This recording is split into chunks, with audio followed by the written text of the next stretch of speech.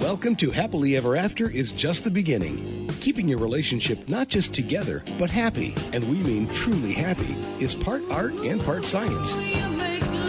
You've come to the right place. Here's your host, Leslie Dories. There is a proverb that says, silence is golden. But is it? Especially in a marriage? A while back, a good friend of mine was trying to figure out the difference between silence and stonewalling, one of John Gottman's 4 horsemen of marriage and divorce. And I know a lot of people who remain silent in their marriages for a lot of unhelpful reasons. They're trying to avoid hurting their partner, or they don't want to start a fight, or they don't really know what to say that isn't going to make the situation worse, and so on and so on. And I do know that I have the ability to overtalk my husband. He's what I call a digester. He needs to think things through and isn't comfortable answering on the fly. And in my view, this kind of processing is different from Gottman's stonewalling, but I know that a lot of people aren't given that benefit. And so since effective communication is one of the key skills needed for a lasting, healthy relationship, I'm talking about it once again. But this time, I'm going to be focusing on silence. And to help me uncover this topic, I'm joined by fellow marriage therapist Mel Schwartz. So Mel, thanks for coming back on the show. And once again, delving into this whole communication stuff. Well, pleasure to be with you again, Leslie. I wrote an article many years ago called Silence, a Relationship Killer. And I, like all things, words and concepts have many facets. And we make a fault culturally in thinking that a word means the same thing in all uses, and it doesn't. So what I meant there is there can be a silence which is a punitive silence, which is meant to punish. I recall working with a couple a long time ago, and she had a problem finding her voice and being assertive, and her husband was controlling. And if anything came up where she managed to find her voice and express herself, he wouldn't talk to her for 2 days. Oh, wow. Punishing her with silence. So her takeaway is, I better be careful what I say. I don't want to deal with his silence. So silence can be punitive, of course, as we both understand, we all understand, listeners included. A healthy, reflective, or meditative silence obviously is a good thing. And the silence whereby in an exchange, taking a moment to pause and not interrupting each other is healthy. But then that silence should be met with what I would call collaboration, where there's a curiosity and an inquiry around, well, I want to make sure about what you just said. I have some questions. And those aren't prosecutorial questions. They're not gotcha questions. No, they shouldn't be. You're right. The purpose should be what I call shared meaning. And shared meaning is we use a word, but it may mean different things to each of us, like the word intimacy, for example. We could be talking about emotional, verbal, sexual. We need to ask each other. So silence often exists on the other end of the spectrum, which is, as I alluded to with my former client, silence around a fear of finding my voice. What will they think? People who struggle with low self-esteem often debate within themselves, their own monologue. Should I say this? What will people think? How will they judge me? That not expressing your voice leads to a silence. The other end of the spectrum from the silence which is controlling, angry, and manipulative. So silence has many faces. So what would you've talked about this a little bit, but what are some other examples of healthy silence? Because you talked about this, and my husband does this, where there just needs to be, he needs a little bit of time to process things. He's not ignoring me. He's not punishing me. He's not saying, I don't want to talk about this. It's just, he needs a little bit of time to gather his thoughts around it. And he doesn't, in his case, he's trying to be as honest and clear as he can be. And for him, that takes a little bit of time. So, the pausing, to say, hey, I just need to think about this for a minute, and then the fact, Leslie, that he's communicating with you, that he's requesting his own personal space to think about it, is healthy.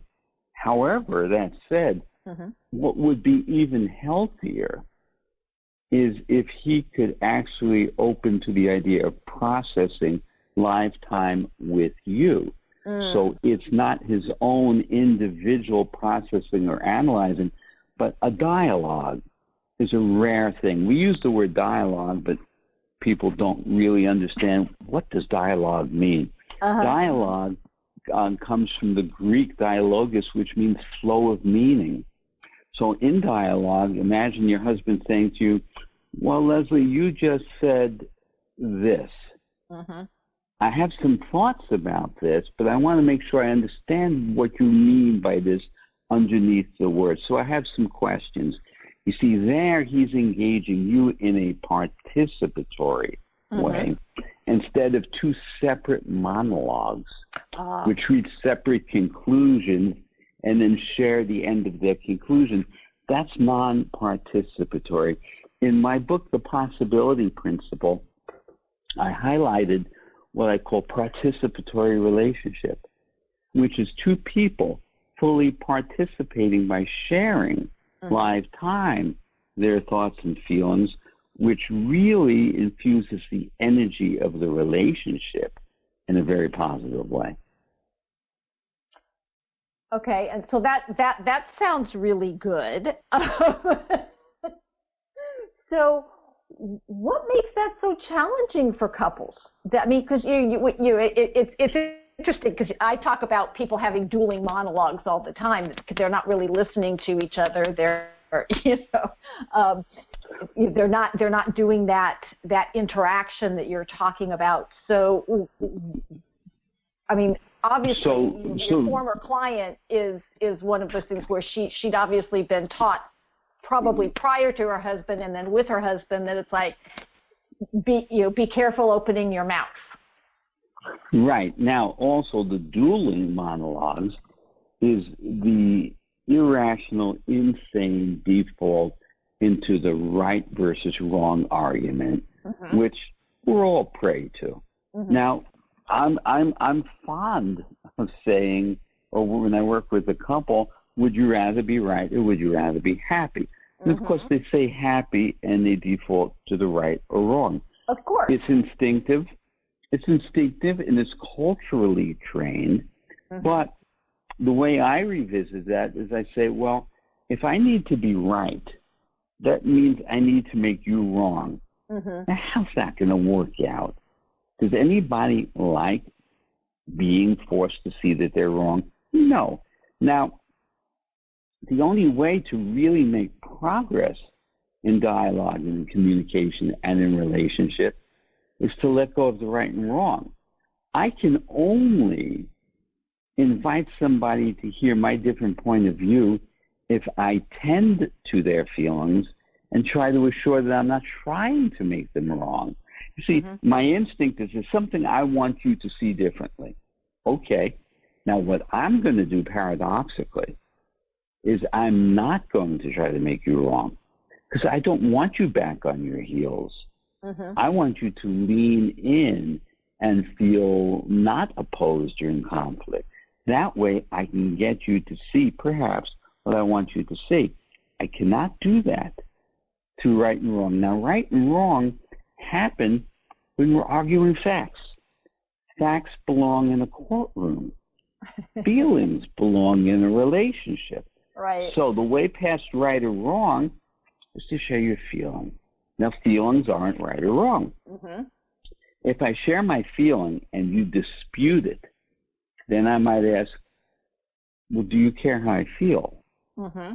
Now, that gets to the heart of a relationship. It's not about right or wrong. Sometimes we'll say, I love you. And I'll put forth, well, if you love me, that means you should care how I feel, right? Mm-hmm. So shift from facts into feelings and express feelings, and then we can open up to each other. Let's let go of the right or wrong debate. It goes nowhere. Right, and I love that, because when I talk with people, it's something similar where most people aren't arguing facts; they're arguing opinions, which is kind of the same thing as feelings.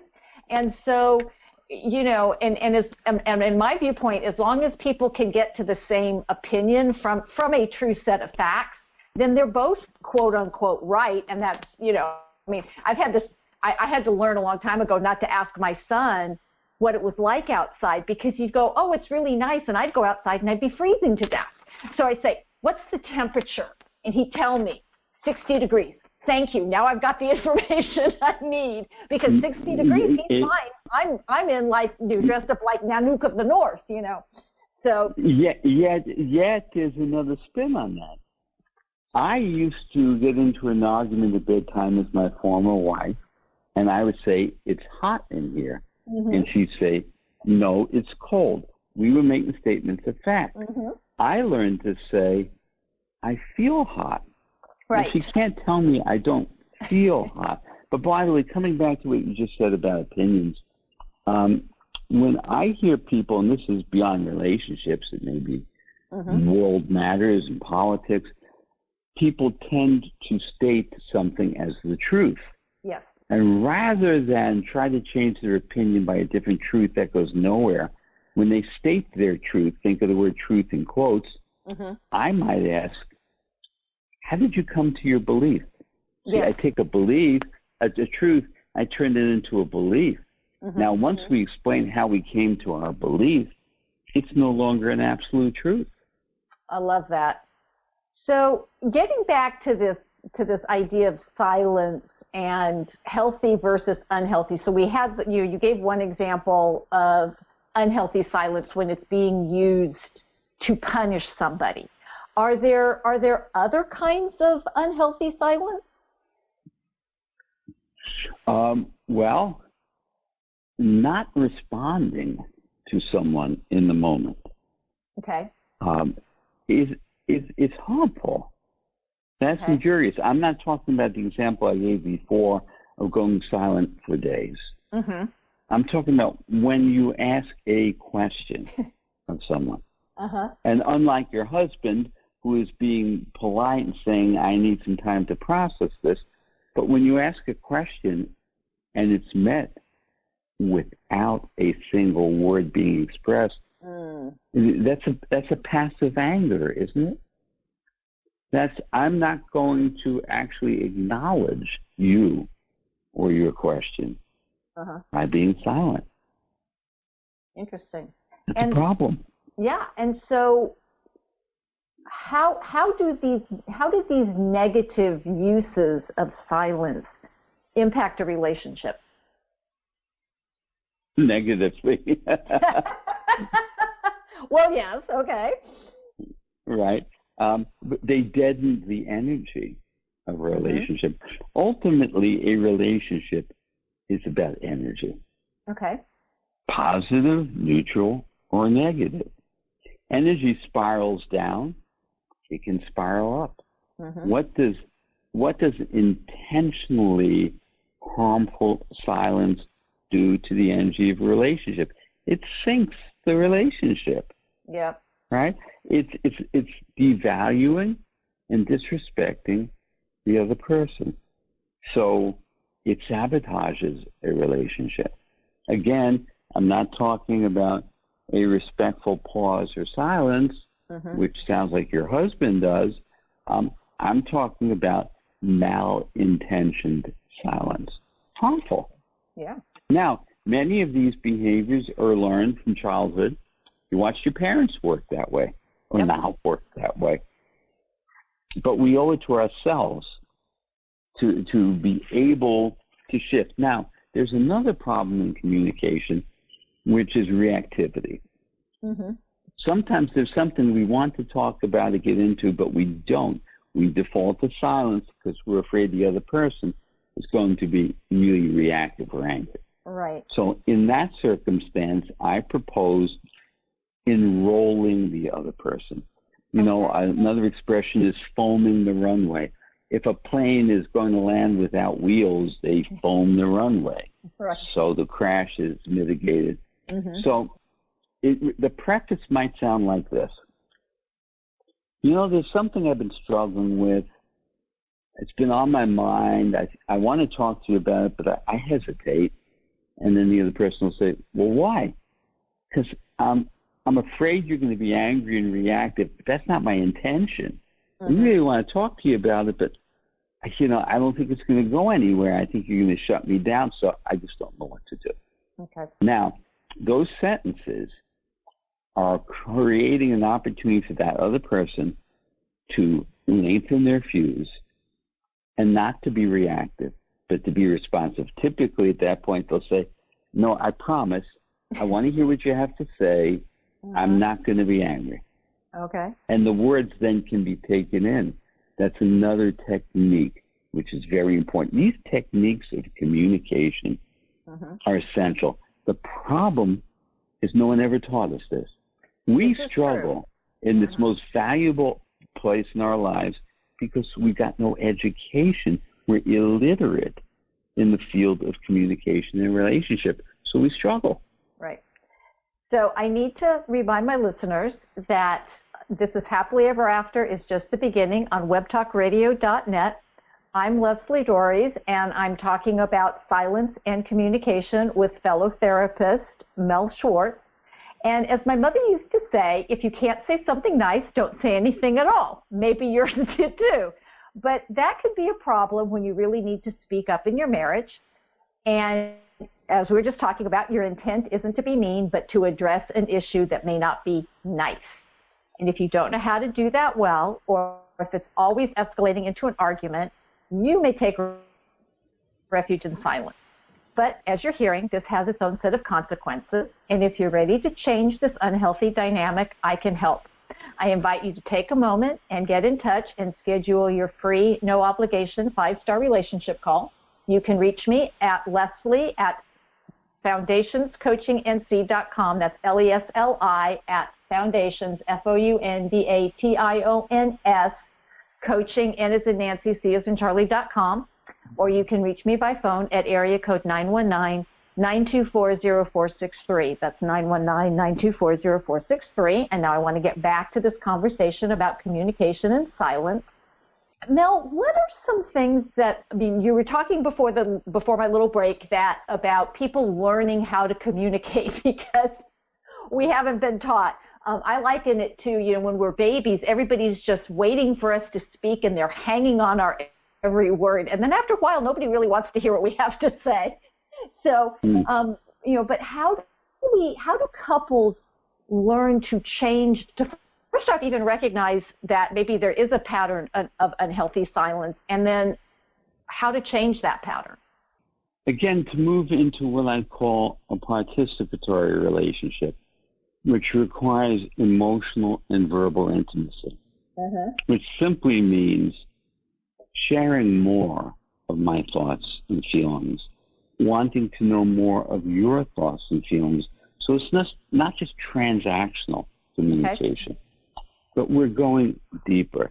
And that requires curiosity and a sense of wonder. Like in a moment saying, I just had a thought. I've never had this thought before. Let me tell you what I'm thinking about. And then saying, you ever have a thought like that? There's a curiosity there. There's a peeking under the surface, because we all have an interior world, an interior landscape, and if we're not sharing that with our partner or with any other close relationship, we're depriving the relationship of the material it needs to thrive. Because then everything becomes predictable, stagnant. Like, hi, at the end of the day, hi, how was your day? Good. Yours? Good. That's not going anywhere. So when I say, how was your day? And someone says, good, I say, no, really, I want to know. Tell me. Many years ago, I was taking a walk, going to get a cup of coffee, and I passed the attendant who parked cars at valet parking. And I was friendly with him. I said, hi, Jacques, how are you? He said, I can't complain. And I went on to get my coffee, and I thought about it. I thought, I can't complain could mean I have nothing to complain about, or I wouldn't let myself complain. I was curious. So on my way back, I stopped. I said, Jacques, it could mean two different things. I can't complain. I'm curious. Which do you mean? My question made him uncomfortable. But I stayed with it. And he said to me, in the culture that he came from, what they were trained is that you literally cannot complain because no one would be interested. Wow. I said, well, I'm asking you to make an exception. When I ask, how are you, that's not just waving. When I say, how are you, I really want to know. So going forward, could you tell me? And he smiled and said, okay. Now, I'm using that as an example. How are you can become the same as hi. Right. Which doesn't beg any answer. Or how are you can be a real inquiry. So in relationships, don't we owe each other something more? Well, you know the expression, Leslie, the expression love you? Boy, that bothers me. we took I love you, and we turned it into love you, and love you became a substitute for goodbye at the end of a phone call or at the end of meeting someone. Bye, love you. And nobody says, I love you anymore. These shortcuts in terms of communication are devastating to our relationship with ourselves and with others. We lose deeper connection and meaning. Right. Well, and it's interesting that, because you were talking about the person who comes home and says, one person says, how was your day? And they said, good or fine. And the other one says, how was your day? Good or fine? And then that's the only conversation. And I think one of the things that, one, we aren't really taught how to communicate well, effectively, what have you. And then two, because of that, there's an assumption that, oh, I know what my partner's thinking and feeling, so I don't need to ask.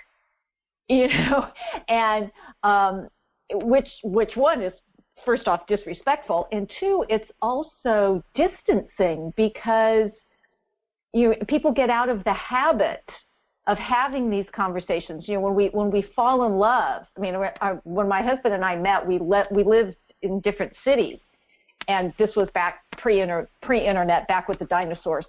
And we spent hours every night on the phone. Minimum, it was like an hour talking to each other every night on the phone for like 3 months. And and so when you're talking that long to somebody, you're actually getting into depth and substance. You're not doing that surface 5-minute, how was your day? Fine. How was your day? Fine, kind of thing. And and that's a form of connection, isn't it? That deeper, like you were talking about, that sharing.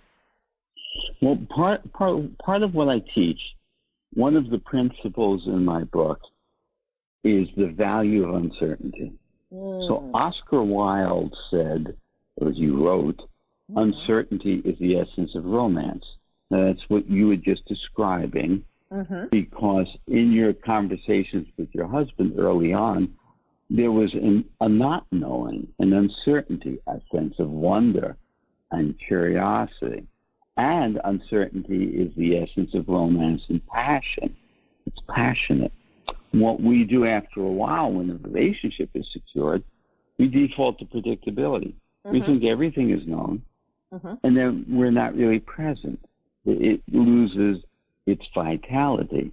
So we should embrace uncertainty, embrace not knowing, ask questions, have curiosity, and it makes the whole thing come much more alive.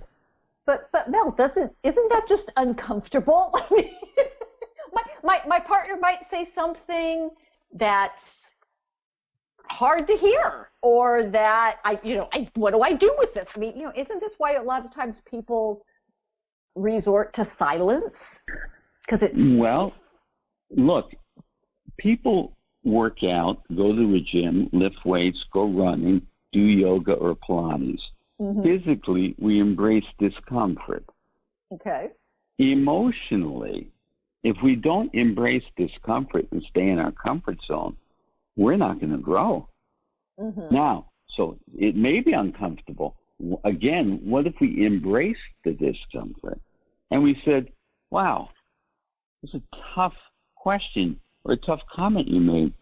That does make me feel uncomfortable, but let me lean into it. If it makes me uncomfortable, there's probably something for me to learn here. We have to change our relationship with discomfort, change our relationship with uncertainty, embrace it, and then we'll get the results we want. So are there any, what would they be, simple steps? Note I did not say easy steps. For a couple to start introducing this openness to uncertainty? Uncertainty needs to be seen not as a negative word. Okay. In our culture, uncertainty is seen as negative. Okay. I kind of turn this all around in a different direction. Certain equals the future's already known, predictable, stagnated, boring, dull. Uncertainty, in my book I write uncertainty equals possibility. If you're watching a brand new movie, you don't want to know the ending, do you? If you're a sports fan and your favorite team played in a big game and you TiVoed it, you don't want to know what the final score is. Right. You're reading a novel, you don't want to know how it's going to turn out. We embrace uncertainty everywhere else in our lives, except primarily our relationships. And that's why our relationships struggle. So there's a paradox here. Okay. Reality is uncertain. Quantum physics reveals the nature of reality is uncertain. Right. So if we're going to avoid uncertainty, the result is fear and anxiety, and in the relationship, stagnation.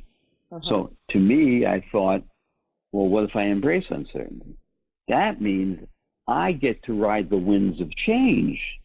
I get to navigate like there's a current in the stream. I want to jump into the current. Doesn't mean I can't navigate, but I don't want to hold back the current. That's not going to work. Same thing in a relationship. So it requires a new worldview, which is, hey, if the operating rules of relationship don't work out really well, half of marriages end in divorce. Bigger problem, majority of intact, committed relationships after a period of time, far from happy. Correct. Wow. Yeah. That's a staggering rate of failure. If marriage were a corporation, it would be bankrupt. So why do we tolerate that rate of failure? By the way, if a corporation goes bankrupt and wants to file Chapter 11 to reorganize and get back into business, it has to have a new business plan. Well, we need a new game plan for relationships. We need to welcome uncertainty, ask new questions, have curiosity, just like you described, Leslie, about when you and your husband first started talking. Why would we want to give that up? Well, yeah, because I always find it interesting when people will tell me that they've been together for so long they don't have anything to talk about, and I'm like going, Well, that even might, possible? see, but that's just me, right? Well, sadly, that means two individuals have nothing new in their own minds that they're thinking about, which does happen. But every day, I've got something new I want to talk about because I'm having new thoughts, new perceptions, new insights, new questions. And it could be new fears. It could be new insecurities. It's not just the positive stuff, guys, but it's new. Right. It's new. So if two people have nothing to talk to each other about, it sounds to me like two people who aren't actually engaging each day in a generative way. So if you have two people who have dulled themselves to life, of course we're going to have a dulled relationship, won't we? Yeah, I love that. So, Mel, you and I could talk about this for hours. Unfortunately, my producer's going, wrap it up. Yeah. So, I know that you have a new course coming out. And so what is that course and how can people access it? Okay, I'm going to be teaching a course called Cultivating Resilient and Intimate Relationships. All the things we talked about today and much more because we didn't get this education. It's going to be a live Zoom course, which is going to be 4 Tuesday evenings starting April 5th. The good news is if you're not available, they're going to be archived so you can access the course whenever you like. And the course comes with copies of my books and my podcast and the articles I've written. Everything is included in it. The way to read about it is go to zoomwithmelschwartz.com. And my name is spelled MELSCHWARTZ. So zoomwithmelschwartz.com, and you'll come to the landing page. And if you have any other questions beyond that, feel free to write to me at mel@melschwartz.com. Great. And I highly, if you found this conversation interesting, I highly recommend you join that course because, one of my Leslie-isms is that no one has to take a relationship 101 class and everybody should. So this is an opportunity to do just that because, quite frankly, good communication skills aren't enough to resolve every issue in your marriage, but without them, it is impossible to really solve any of them. And if walls of words or walls of silence are used to keep your partner at arm's length, your marriage is suffering. And I know you don't want that. So the question is, what will you do to change that? And I hope one of the things that you will do is to keep listening to this show. So until next week, stay loving.